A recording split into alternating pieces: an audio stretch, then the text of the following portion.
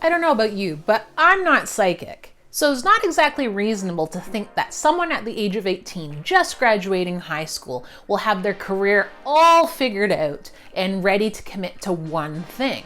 Career change enters the chat. But it is perfectly reasonable, normal, and natural that you will change careers multiple times throughout the duration of your adult life. But how do you write a resume to take you from one job to another job successfully?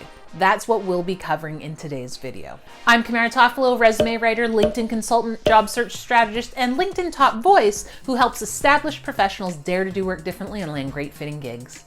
I post new videos every week, and my videos will equip you with some of the most valuable information to make your job search easier, because job searching shouldn't be this hard. So what should happen first when you're ready to change careers? If you watch my videos regularly, I'm gonna beat that same old drum. You need to get very, very clear on what your target job is. So what job are you changing to? If you've already identified what your target job is, this video is for you. If you haven't identified what your target job is yet, come back to this video later. I've linked a bunch of resources in the description below that will help you move towards career clarity. In addition to knowing where you want to head next in your career, it's important to also know where you've already been.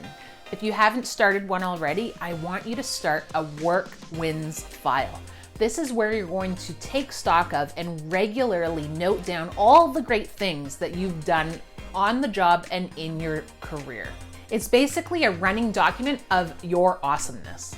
This work wins file is really important because it's what you're going to pull from in order to actually create your resume. So now that you know where you're headed in the form of a target job, and you know where you've been in the form of a work wins file and all the great accomplishments that you're tracking and noting down, you're now ready to start rewriting your resume. Yes, I said rewrite. New beginnings require a fresh start. Your resume is no different, but this is why it's essential to have identified your target job as well as noted down all the accomplishments that you've accumulated throughout your career. As mentioned, this is what you're going to be using to inform the actual content that you're writing in your resume. I also have some good news for you. When we're thinking about changing careers, oftentimes we get hung up in worry about our transferable skills. I'm here to tell you, all skills are transferable. No skills purely exist for only one employer to benefit from them. You've got customer service skills, transferable. Software development, transferable. Sales, transferable. Rocket thrust equation and analysis skills, transferable. What's important to know about your transferable skills is to have a clear idea of which ones you're going to highlight on your resume to market yourself towards your new target job. This is where job postings for your target job become very important. You need to comb through them, analyze them, and make sure that you are highlighting the skills and qualifications that you have that they want. In addition to highlighting the right transferable skills, we want to also make sure that we are rebranding ourselves in the right way. When we're rebranding ourselves towards new target jobs and new career directions, the most important thing that we need to keep in mind is that our resumes make sense for these new directions. Does what I have written in my resume make sense to my new future employer in the context of my target job? And when we're thinking about making our resume make sense to the reader, the most important part of our resume that we need to make sure makes sense is our work experience, and in particular, our accomplishments. You need to show how you're qualified to do a job that you may not have ever done. And yes, this is possible because, as we've already established, all skills are transferable. And I'm going to hit you with some more good news. All accomplishments and all work experience is translatable. So how do we make sure that we're rebranding ourselves properly and translating our work experience and accomplishments properly as well? I've mentioned the 5 R's framework in several videos already, but it does bear repeating, especially when we're talking about career changes. The 5 R's framework is an essential tool that will help you make your work experience make sense for your new target job and future employer. So what are the 5 R's? The first R is to reframe. We're going to reframe work experience and accomplishments so that they are relevant to our target job, that they relate to our target job, that they reinforce skills, strengths, and qualifications required and desired of us in our target job, and that they resonate with our target employer. Basically, that what we're writing in our accomplishments, in our resume, speaks their language. What the 5 R's really allows us to do is to spin or to translate previous work experience and accomplishments to show that we're qualified and equipped with the necessary transferable skills that will enable us to really make a difference in the job that we are changing to.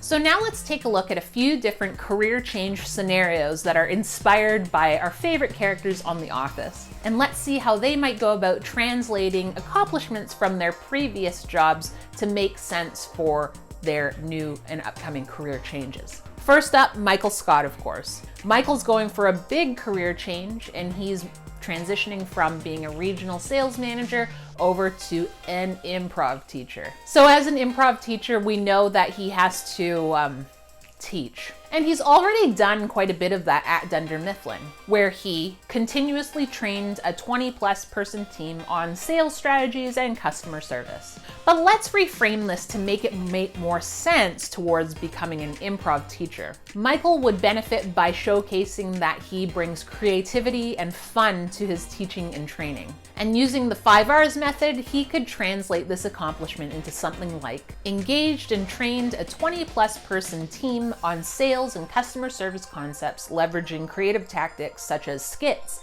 magic, motivational dance, murder mystery, beach games, and film production. Next, let's take a look at Dwight Schrute, where he may be reapplying to become a volunteer sheriff. Dwight was kind of the self-proclaimed enforcer of The Office. While his job very much was sales, he could really reposition and reframe some of his de facto law enforcement accomplishments with something like proactively launched an investigation into a perpetrator of indecent exposure on office property, or maybe discovered and investigated the presence of illicit drugs, designated as honorary security advisor as a result of initiative. Now let's take a look at Pam. Pam most likely would be moving from her role as a receptionist or office administrator into the role of a graphic designer. Luckily for Pam, she's done some special projects in graphic design as well as animation at Dunder Mifflin. So where she may have said on her resume something like assisted with the production of a Dunder Mifflin commercial, she might instead reframe this in order to emphasize her actual design and animation work with something like designed and animated graphics for paid media television advertising. And how about Daryl Philbin?